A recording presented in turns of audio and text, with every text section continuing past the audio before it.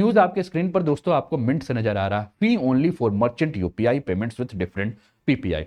2 दिन से जो है दोस्तों काफी सारी बातें जो हैं वो न्यूज में आ रही थी। क्या क्या न्यूज में आ रही थी, आइए एक इमेज पहले मैं आपको दिखाता हूं, फिर उसके बाद बात करते हैं। अभी एक इमेज ये भी वायरल हो रहा था, यूपीआई 2,000 रुपए से अधिक भुगतान तो 1.1% सरचार्ज। ये बातें हो रही थी और इस बात को लेकर सोशल मीडिया से लेकर हर जगह ये हो रहा था कि अब 1 अप्रैल से अगर आप मोबाइल से जो पेटीएम करते हैं, फोन पे करते हैं, गूगल पे करते हैं, भीम ऐप से पे करते हैं, तो आपको सरचार्ज जो है वो 1% देना पड़ेगा। अब इस पर जो है वो सरकार को सफाई देनी पड़ी और सरकार ने कहा कि ये जो है ये फर्जी खबर है, ऐसा कोई खबर है ही नहीं। ठीक है, अब सफाई किसने दी? तो सफाई अगर देने के लिए आया कौन? तो एनपीसीआई, और इसने कहा कि यूपीआई जो है फ्री है, फास्ट है, सिक्योर है और सीमलेस है।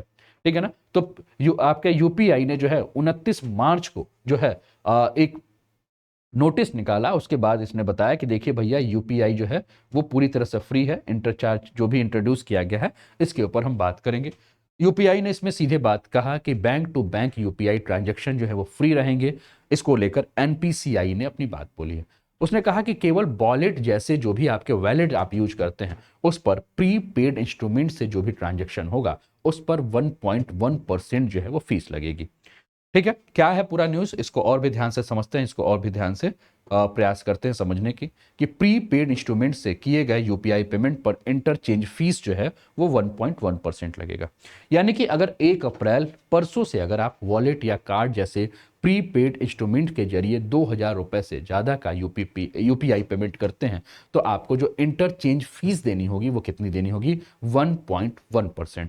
यूपीआई को ऑपरेट करने वाली जो संस्था है, जिस संस्था का नाम है एनपीसीआई, एनपीसीआई यानी कि national payments corporation of India, उसने एक सर्कुलर जारी किया है और उसमें यह बात कही है कि प्री पेड पेमेंट्स इंस्ट्रूमेंट से किए गए जो भी ट्रांजैक्शन होंगे उसके चार्ज से जुड़ी जो भी जानकारी है वो हम बता रहे हैं और ये सारी की सारी जानकारी आपके स्क्रीन पर देखने को मिल रहा है।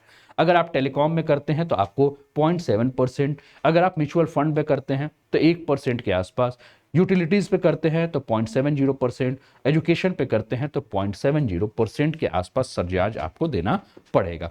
ठीक है ना? सुपरमार्केट में कर रहे हैं तो 0.9% जो है सरचार्ज, इंश्योरेंस पे कर रहे हैं तो 0.1%, ये 1% जो है। ठीक है, एग्रीकल्चर पे कर रहे हैं तो 0.70% और कन्वीनियंस स्टोर पे कर रहे हैं तो 1.10। अब इसमें आपने देखा होगा कि कहीं कहीं डबल स्टार बने हुए हैं और कहीं कहीं आप देखेंगे तो सिंगल स्टार जो है वो आपको देखने को मिल रहा है। ये डबल और सिंगल स्टार का मतलब क्या है? तो जहां सिंगल स्टार लगा है उसका मतलब है कि मैक्सिमम आप 2,000 पर जो है पेमेंट जब करेंगे तो मैक्सिमम आपको 15 रुपए ही जो है वो सरचार्ज देने हैं। जहां डबल स्टार बने हैं वहां क्या लिखा गया है कि मैक्सिमम आप 2,000 से ऊपर का अगर पेमेंट कर रहे हैं तो मैक्सिमम सरचार्ज आपको 10 रुपए ही देने होंगे। ठीक है, तो इसके ऊपर जो है पूरी की पूरी बात है। अब इससे यह कहा गया है कि ये जो भी सरचार्ज होंगे इससे आम लोग कहीं भी प्रभावित नहीं होंगे, उन्हें कोई चार्ज नहीं देना होगा।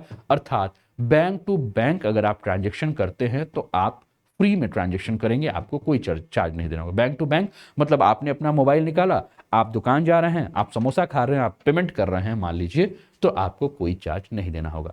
आप किसी स्टोर पे जा रहे हैं, कपड़ा खरीद रहे हैं और उसने कहा कि 5,000 का कपड़ा हुआ भैया और आप पेमेंट कर रहे हैं तो आपको कोई भी चार्ज जो है वो नहीं देना होगा। यानी कि एनपीसीआई ने सीधे कहा है कि हाल ही के दिनों में यूपीआई जो है फ्री, फास्ट, सिक्योर और सीमलेस आपका एक्सपीरियंस देने के लेकर जो है इस समय अगर हम बात करें तो डिजिटल पेमेंट का सबसे पसंदीदा तरीका बन चुका है। और इस समय ट्रेडिशनल रूप से जो है वो सबसे ज्यादा अगर पेमेंट कोई कर रहा है तो यूपीआई के माध्यम से कर रहा है ना? तो ये टोटल अगर यूपीआई के ट्रांजैक्शन की बात करें तो कह रहा है कि टोटल जो ऑनलाइन ट्रांजैक्शन होता है उसमें 99.9% जो ट्रांजैक्शन आजकल हो रहा है वो यूपीआई के माध्यम से हो रहा है। यानी कि बैंक टू बैंक का जो अकाउंट है उसमें ट्रांजैक्शन जो है वो सबसे ज्यादा हो रहा है और इसीलिए जो है वो क्या कहा गया है कि ग्राहकों और मर्चेंट के लिए ये जो यूपीआई ट्रांजैक्शन है उसको फ्री रखा गया है। एनपीसीआई ने एक बात और भी कहा है कि पीपीआई वॉलेट का जो आपका इंटर ऑपरेटेबल जो यूपीआई इकोसिस्टम है उसके हिस्सा बनने की परमिशन जो है उसको दे दी जा रही है और साथ में ही उनके ऊपर कहा गया है कि जो इंटर चेंज जो चार्ज है वो पीपीआई मार्केट ट्रांजैक्शन के लिए ऊपर जो है वो लागू होगा। ग्राहकों को इससे कोई मतलब नहीं है, ग्राहकों को यहाँ किसी भी प्रकार से कोई चार्ज नहीं देना है। ये सारी की सारी बातें जो है वो की गई है। यूपीआई पेमेंट यानी कि नॉर्मल जो आप यूपीआई से, जैसे आप ही मुझे पेमेंट भेजना चाहें तो उसको वही यूपीआई पेमेंट से आप जो मोबाइल पेमेंट करते हैं। तो फिर प्रश्न है कि किन ट्रांजैक्शन पर चार्ज लगेगा। तो इसको जो है वो समझाने के लिए ये पूरा का पूरा चार्ट जो है वो आपको दिया गया है, जिसके ऊपर मैंने चर्चा की है कि किस प्रकार से किस पे जो है वो कितना चार्ज होगा। अब यूपीआई पेमेंट आप करते हैं किससे, पेटीएम से, फोन पे से, अमेजन से। अब इसके अंतर्गत कभी कभी क्या होता है, वो आपको ऑप्शन देता है क्या, वॉलेट सर्विस का, कि आप उसमें पैसा रख दीजिए। अब वो जो आप पैसा रख रहे हैं उस पैसे के ऊपर जो है वो आपको, जो आप पेटीएम वॉलेट, फोन वॉलेट या अमेजन वॉलेट के नाम से जानते हैं, वहां आपको चार्ज जो है वो देना होगा। और चार्ज कैसे देना होगा, अलग अलग कैटेगरी के लिए अलग अलग परसेंटेज चार्ज जो है वो आपके स्क्रीन पर आपको देखने को मिल रहा है, ये आपको देना होगा। इसके अलावा और भी अगर हम बात करें तो बीते 5 महीने में यूपीआई के जब हम ट्रांजैक्शन को देखेंगे तो आपके स्क्रीन पर जो है ये आंकड़े नजर आ रहे हैं।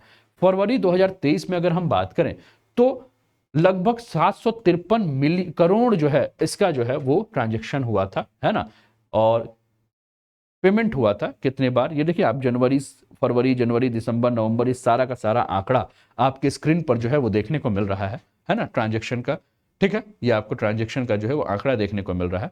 तो आप समझ सकते हैं कि कितना जो है ये ट्रांजैक्शन जो है वो हुआ है ना। तो बहुत ज़्यादा जो है इस समय हम देख रहे हैं कि ट्रांजैक्शन जो है वो हमें देखने को मिल रहा है। और दुनिया के 10 देशों में अगर हम बात करते हैं कि तो इस समय हम यूपीआई का प्रयोग कर सकते हैं। अभी भारत का जो यूपीआई सिस्टम है इसको अगर हम बात करें तो आप सिंगापुर में, अमेरिका में, ऑस्ट्रेलिया में, कनाडा में, हांगकांग में, ओमान में, कतर में, सऊदी अरब में, यूएई में, ब्रिटेन में जो है, ये 10 देशों में आप भारत के यूपीआई को जो है प्रयोग कर सकते हैं। और एनपीसीआई इसकी कनेक्टिविटी को कोशिश कर रहा है कि ज़्यादा से ज़्यादा देशों में इसको बढ़ाया जा सके। आरबीआई के जो गवर्नर हैं जिनका नाम है शक्तिकांत दास, उन्होंने कहा कि भारत यूपीआई पेमेंट सिस्टम का जो चर्चा है वो ग्लोबल स्तर पर कर रहा है और यूपीआई के माध्यम से जो है एक क्रांति लाई गई है। 2016 में आपको याद है कि यूपीआई को जो है लॉन्च किया गया था, डिजिटल पेमेंट की सुविधा प्रदान की गई थी और उसके बाद हम क्या देख रहे हैं कि ऑनलाइन पेमेंट में जो है एक बहुत शानदार क्रांति आ चुकी है। ठीक है, पहले क्या होता था कि अगर आप किसी को पेमेंट करना होता था तो आप बैंक में आप आईएमपीएस करते थे या नेफ्ट करते थे, तो एक बहुत लंबी चौड़ी प्रक्रिया होती थी। लेकिन अब बहुत ही शानदार तरीके से यूपीआई के माध्यम से जो है वो आप तुरंत काम कर देते हैं। अब यूपीआई से के बारे में अगर हम बात करें तो यूपीआई है क्या, तो यूपीआई दोस्तों सिस्टम जो है वो क्या है, आपका रियल टाइम फंड ट्रांसफर करता है। यानी कि आपने यहाँ से पैसा भेजा, दूसरे के अकाउंट में तुरंत अपडेट हो गया। पहले जब आप पेमेंट करते थे तो क्या होता था, अभी पैसा भेजा और आप पूछते थे आधे घंटे, 1 घंटे तक, 5 घंटे तक, क्रेडिट हुआ क्या, क्रेडिट हुआ क्या। जब बैंक में आप जाते थे और डिपॉजिट करते थे, लेकिन यूपीआई में आप क्या कर रहे हैं, रियल टाइम फंड ट्रांसफर कर रहे हैं। और एक बात और भी है, आप कई सारे बैंकों को आप एक ही नंबर पे जो है वो लिंक कर सकते हैं। यानी कि अगर मेरा नंबर है तो हो सकता है मेरे 8 या 9 खाते या 10 खाते जो हैं वो एक ही के एक ही नंबर पे जो है वो लिंक रह सकते हैं। किसी को पैसा भेजना हो तो केवल आप मोबाइल नंबर ले सकते हैं, अकाउंट नंबर ले सकते हैं या यूपीआई आईडी ले सकते हैं और वहां से आप पेमेंट कर सकते हैं। तो कहा यह जा रहा है कि यूपीआई जो है वो आईएमपीएस के मॉडल पर जो है वो डेवलप किया गया है और इसलिए यूपीआई ऐप के जरिए 24/7 जो है वो आप बैंकिंग कर सकते हैं। यूपीआई से ऑनलाइन शॉपिंग के अलावा अगर हम बात करें तो ओटीपी, सीवीवी का आपका कार्ड नंबर, एक्सपायरी डेट, इन सब किसी की ज़रूरत नहीं है। पहले आपको याद है कि जब आप पेमेंट करते थे तो आपको पूछते थे कि भैया कार्ड नंबर क्या है, कौन सा कार्ड है, मास्टर कार्ड है, मेस्ट्रो कार्ड है, वीज़ा कार्ड है, रुपे कार्ड है। आप सभी को ऑप्शन भरते थे। आप कहते थे भैया ओटीपी आएगा तो बता देना। आप कहते थे सीवीवी नंबर क्या है, जो कार्ड के पीछे 3 डिजिट रहता था। आप कार्ड नंबर पूछते, तो ये सारा का सारा जो है, आप एक्सपायरी डेट पूछते थे, सारा का सारा बवाल जो है वो यूपीआई के आने के बाद से समाप्त हो चुका है।